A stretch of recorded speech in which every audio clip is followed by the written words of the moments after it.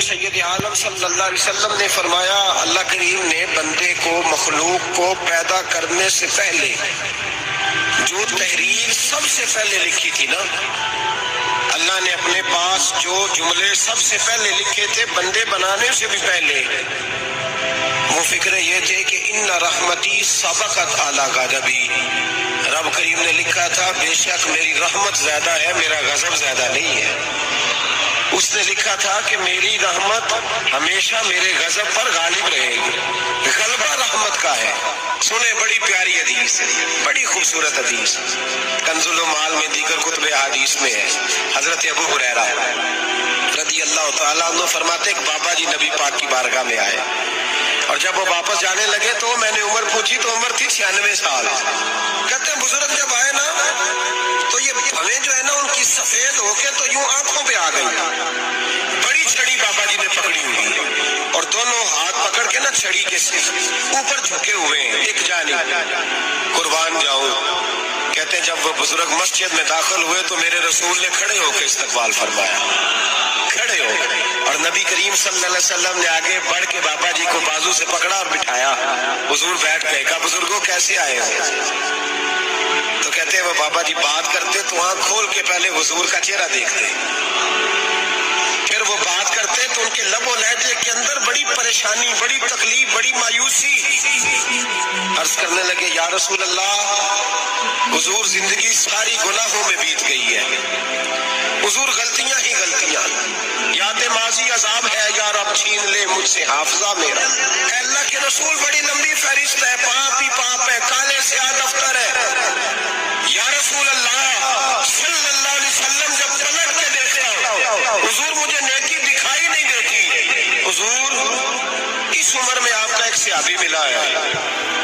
اس نے بات سمجھائی ہے تو تھوڑا خیال آیا ہے، لیکن یا رسول اللہ صلی اللہ علیہ وسلم اب میرا وجود بیکار ہو گیا ہے، حضور بوڑھا ہو گیا ہوں۔ تین باتیں کہیں بزرگوں نے اور نرالی کہیں، کہنے لگے یا رسول اللہ صلی اللہ علیہ وسلم، حضور اب تو میری کمر بھی سیدھی نہیں ہوتی کہ میں نماز ہی صحیح ادا کر سکوں، بوڑھا ہو گیا ہوں۔ یا رسول اللہ صلی اللہ علیہ وسلم اب میرے اندر طاقت نہیں کہ میں محنت مزدوری کر کے صدقے اور خیرات دے سکوں۔ یا رسول اللہ صلی اللہ علیہ وسلم اب میں تلوار لے کے جہاد بھی نہیں کر سکتا، حضور نہ میں لمبی نمازیں پڑھ سکتا ہوں، آقا نہ میں صدقات و خیرات دے سکتا ہوں، محبوبہ نہ میں دین کے لیے کوئی جہاد کر سکتا ہوں، بیکار وجود ہے، بیکار وجود کو تو گھر والے برداشت نہیں کرتے، بچے دعا کرتے ہیں یا اللہ ابا جی کو پردہ دے دے، اماں کو پردہ دے دے، بیکار ہو گیا ہوں، اور آج آیا ہوں تو مجھ بیکار کو میرا رب قبول کر لے گا؟ آج کلمہ پڑھوں تو بیکار ہوں، کسی کام کا نہیں، نہ نماز نہ صدقات نہ جہاد، قبول کر لے گا؟ حضرت ابو ہریرہ فرماتے ہیں جیسے برسات میں بارش کی جھڑی لگتی ہے، یوں مصطفیٰ کی آنکھوں سے جھڑی لگ گئی، حضور کھل کے روئے، کھل کے، اور میرے حبیب پاک نے فرمایا بزرگوں بڑے مجاہد ہیں، دین کے لیے جہاد کرنے والے بڑے ہیں، رب کریم کو آپ کی تلوار کی اتنی حاجت نہیں، اور فرمایا اس کے خزانے کوئی خالی تو نہیں کہ آپ ہی گویا صدقہ دیں گے تو بھرے جائیں گے، اور فرمایا پھر رب کریم کی شان میں اضافہ نہیں کرتی عبادتیں، وہ تو بندے کو نفع دیتی ہیں۔ میں بزرگوں نہ آپ جہاد کریں، نہ آپ صدقات دیں، نہ لمبی نمازیں پڑھیں، آپ صدق دل سے آ جائیں،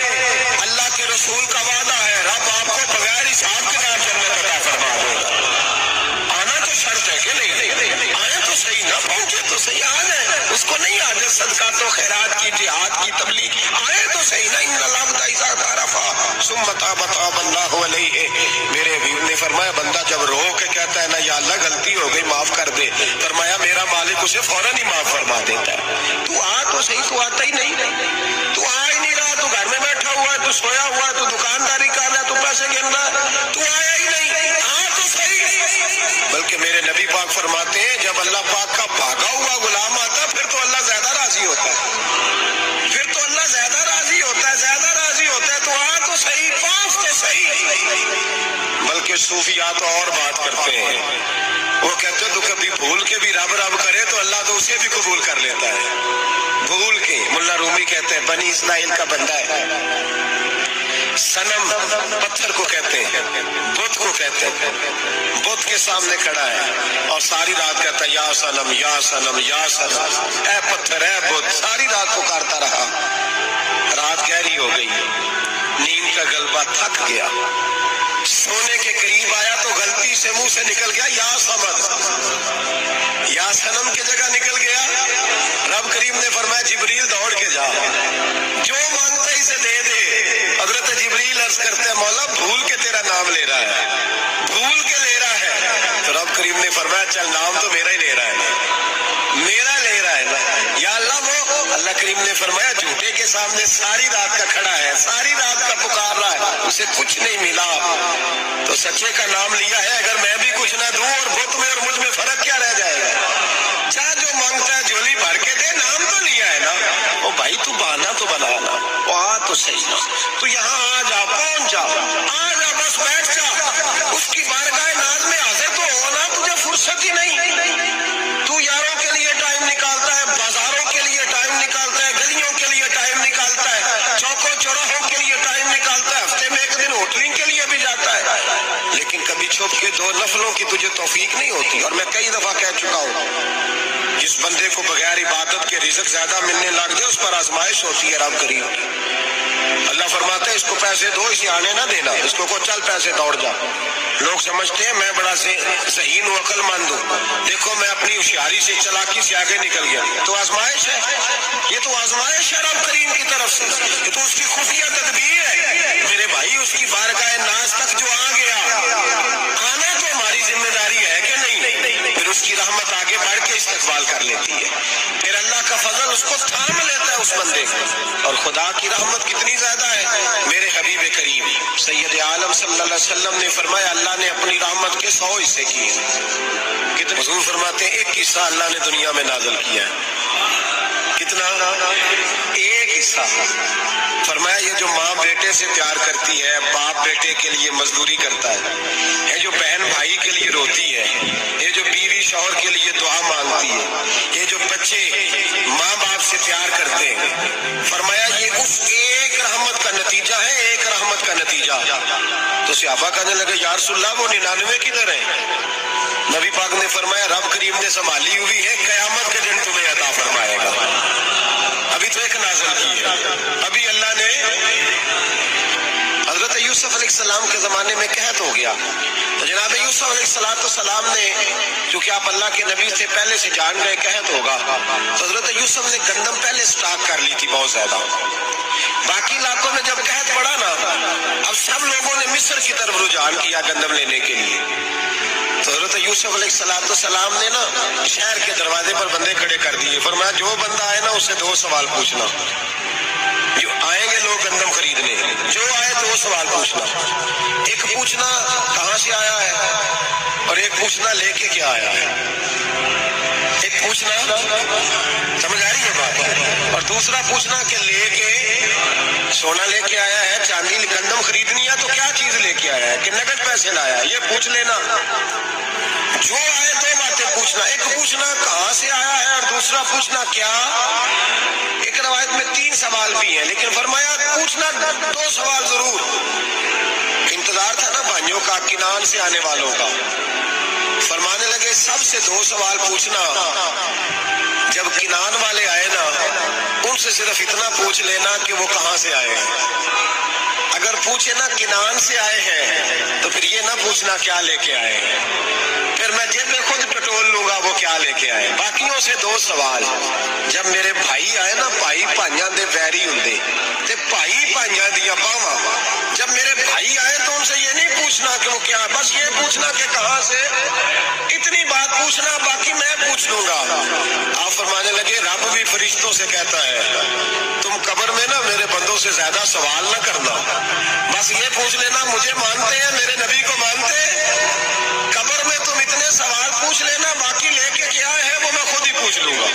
फरिश्तों के सामने रब करीम अपने बंदे को बेआबरू करना, बस तू ये बता दे अल्लाह रसूल को मानता है कि नहीं। बाकी जो तेरा हिसाब किताब है ना, अल्लाह फरमाते हैं मैं क़यामत में कर लूंगा,